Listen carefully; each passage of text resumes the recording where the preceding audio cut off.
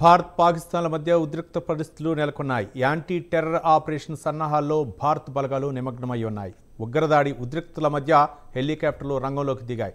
4 నెలల తర్వాత ధ్రువ్ హెలికాప్టర్లు ఎంట్రీ ఇచ్చాయి.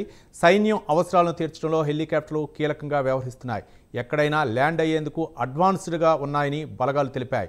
ధ్రువ్ హెలికాప్టర్ల రాకతో ఆర్మీ, ఎయిర్ ఫోర్స్ ఆపరేషన్ల కెపాసిటీ మరింత బలోపేతమైంది.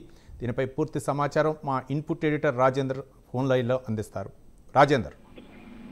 రవి, ఏదైతే ఏప్రిల్ 22వ తేదీన పహల్గామ్ లో ఉగ్రముఖ దాడి తర్వాత భారత్ పాకిస్తాన్ మధ్య ఉద్రిక్త పరిస్థితులు రోజు రోజుకు పెరుగుతున్నాయని చెప్పవచ్చు. ఈ నేపథ్యంలోనే రెండు దేశాల మధ్య కూడా ఇప్పటికే తీవ్రమైన ఉద్రిక్త పరిస్థితులు నెలకొన్నాయి.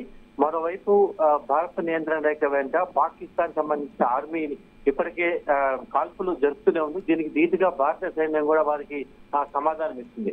మరోవైపు రక్షణ పరంగా భారత్ అనిశ్చర్య తీసుకుంటే పాకిస్తాన్ మీద వారికి ఉగ్రవాదులను పెంచి పోషిస్తున్న వాళ్ళకి మద్దతు ఇస్తున్నటువంటి పాకిస్తాన్ కు ఎలా గట్టి బుద్ధి చెప్పాలనే లక్ష్యంతోనే భారత్ అడుగులు వేస్తుంది స్పష్టంగా తెలుస్తుంది. ఈ నేపథ్యంలోనే తాజాగా రెండు దేశాల మధ్య కొంచెం రక్షణ పరంగా ఉద్రిక్త వాతావరణం నెలకొందని చెప్పవచ్చు.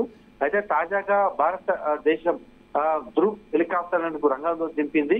దీనికి యాంటీ టెర్రర్ ఆపరేషన్ సన్నాహాలో భారత్ ఇప్పటికే నిమగ్నమైన నేపథ్యంలో అన్ని రకాలుగా పాకిస్తాన్ కు చుక్కలు చూపారని చెప్పేసి లక్ష్యంతోనే అడుగులు వేస్తుంది. ఇప్పటికే విక్రాంత్ నౌకని కూడా అరేబియా సముద్రంలో పశ్చిమ వైపు ల్యాండ్ చేసిన విషయం అందరికీ తెలిసింది. మరోవైపు యూపీలోని గంగా ఎక్స్ప్రెస్ హైవే వే పైన ఇప్పటికే విన్యాసాలు యుద్ధ విమానాల విన్యాసాలు కూడా ఇప్పటికే చేస్తున్నాయి. అయితే ప్రధానంగా దీంట్లో మన రక్షణ రంగానికి ధ్రువ్ హెలికాప్టర్ ఎంతగానో ఉపయోగపడతాయి. అటు ఆర్మీ కానీ, ఎయిర్ ఫోర్స్ కానీ ఈ హెలికాప్టర్లు ఎక్కువ ఉపయోగపడతాయి. తక్కువ సమయంలో ఎక్కువగా దాడులు చేసే కెపాసిటీ ఉంది. దాంతో పాటు లైట్ వెయిట్ కూడా ఉండటం ఈ ధ్రువ్ హెలికాప్టర్ యొక్క ప్రత్యేకతగా మనం చెప్పవచ్చు.